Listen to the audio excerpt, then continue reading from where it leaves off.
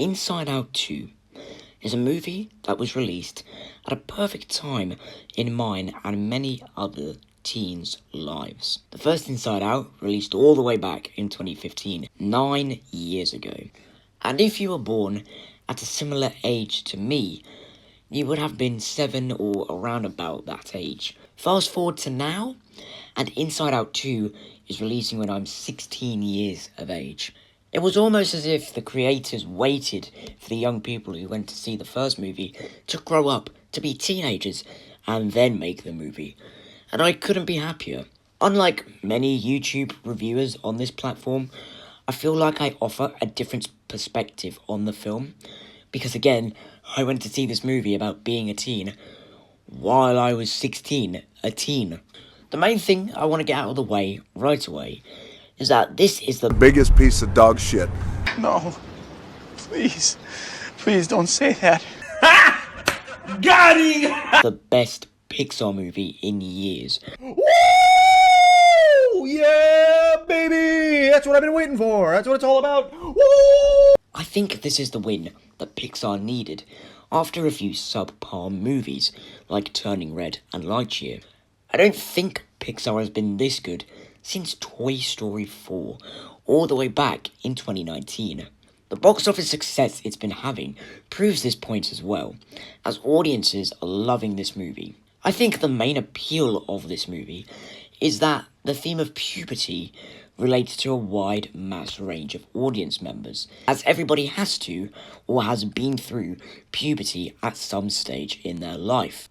Unlike its previous Pixar predecessors like Onward, where the theme of that movie only relates to audiences who have lost a parent before birth, Inside Out 2 is crafted as a story of acceptance. All the 5 emotions from the previous film have to come to accept the new emotions for what they are, and come to realise that they are needed in playing a vital role in specific points of Riley's life, even if they have flaws. If you think about it, each character in the Inside Out universe is a vehicle for their own emotion. Now, while 4 new emotions are introduced in this movie, anxiety is the character that gets the most screen time and development, because she represents a pretty huge emotion that can take over our lives in a negative way if it becomes out of control.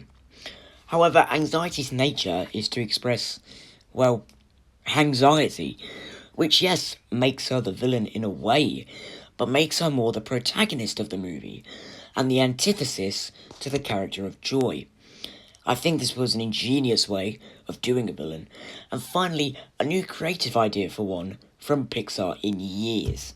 While anxiety has enough screen time, I would have liked for the other 3 new emotions to have more screen time, even if they aren't as complex as anxiety, because they're still emotions that we all feel. However, they do get their moments to shine, like when Embarrassment talked in the headquarters and then went red and pulled down his hoodie. I also like how the new emotions' character models are rendered.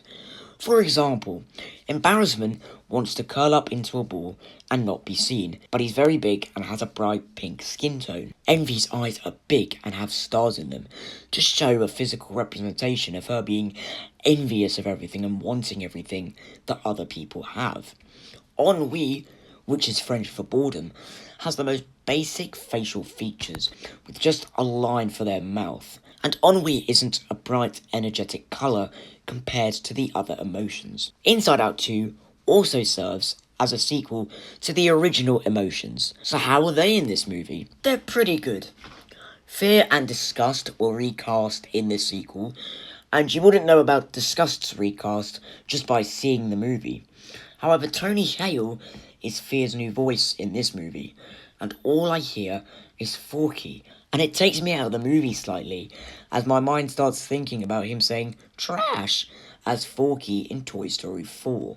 Now, like the new emotions introduced in this sequel, Fear, Disgust, and Sadness are side characters to Joy and Anxiety. Joy is always going to be the face of the Inside Out universe, but maybe in a possible sequel, I'd love to see a story that needs Fear as the main character, or needs Disgust as the main character, Or maybe go about it like they did in the first movie, where you had joy and sadness as co-leads.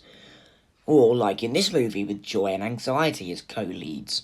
Now, while it may seem that I've started bashing on Inside Out 2, I'm not. I'm just coming up with ideas for future. Joy in this movie, I feel, is extremely better than how she was portrayed in the original movie. She's more kind, understanding, and heartfelt, and not just being a dictator to the rest of the emotions. This new characterization is due to her character arc that she went through in the previous movie, and that's great storytelling. All the 5 emotions from the original film are now equal in each other's minds. Now you notice, when I said side characters, I didn't include anger. I think anger is the standout of this movie. I think he's more than a side character. He's not exactly a main character, but he is major comic relief. As I've gotten to, like, teenage stage, and I'm being exasperated with everyone, like teachers and parents, I just find him so much more relatable. And he was a standout, especially when he was yelling, "Oh, Pouchy!" Did anyone feel like it was like Mickey Mouse saying, "Oh, Toodles"? Because I did. And then also, where he starts getting so angry at Pouchy that he starts strangulating him and ripping TNT out from him. It's crazy. I also like the scene where Joy completely loses it. It shows that emotions don't have to stick to their one emotion. And Anger's reaction is so funny. He is so proud of her, and I love that reaction from him. This film also flipped emotions on its head, in the sense that other emotions question their purpose and question how they fit into, future aspects of life. There's a moment in Inside Out 2 where Joy says, maybe when you grow up, you feel less joy. And that was really sad for me, because I think because of the way humans are institutionalized into society, you have to get a job, you have to pay your bills, you have to do this, you have to do that. You do feel less joy than you did with your childlike innocence, because you were a child and you didn't have to worry about those things. And it was just a really gut-punching moment. Now, the plot that Riley goes on, I find this very relatable as a teenager. Listen, you go to high school, you make dumb decisions. You want to dye your hair, you hang out with the wrong people, you want to fit in with the big crowd that's a load of jocks.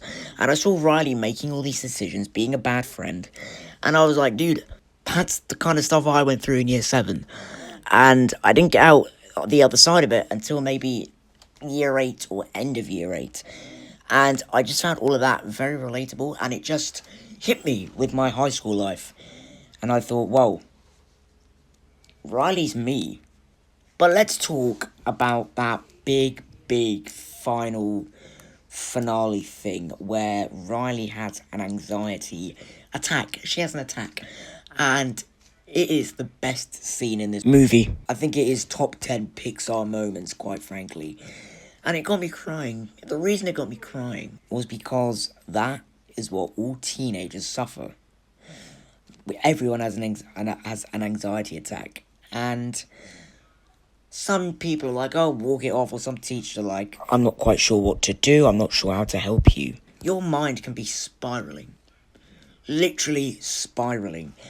And you can have all these negative thoughts. And the physical representation of the negative thoughts bashing out the positive thoughts, and the breath starts going, and you start like stressing. The physical representation that I saw there was amazing, and then that is the broad audience. That's what we can all relate to. And I think it's great for parents and teachers to kind of see that in front of them if they have kids that want to go see this movie, because hopefully they're going to kind of understand now what goes on. That's what goes on. And that's anxiety. I love the physical animation. Anxiety is going so fast that it looks like she's in one place at one time. And really, it was all the other emotions hugging, Riley, giving her comfort. This is what goes on in your head. You have to give yourself comfort. You have to overcome it. And then Joy saying, anxiety, you have to let her go. You have to let Riley go. And then the attack finishes. And I just thought, what a superb way to pull that off in this movie. I was so impressed with Pixar, and I felt like I was, like, represented. I honestly felt like my voice was being heard as a teenager. Honestly, I'd recommend going to see this in cinemas. They try some other animation techniques, not just 3D, models. They have a load of other animation, and it pays off really well. Definitely go see this film. Go see it with parents, because then hopefully they'll kind of know what it's like to be in your shoes. Honestly, give this movie as much money as possible. Let's get a number 3. If you're an adult, maybe this isn't going to relate to you as much because it didn't come out at the right time. But for me, it came out at the right time. And honestly, I'm going to give this film an 8 out of 10. Thank you so much for watching. Bye-bye.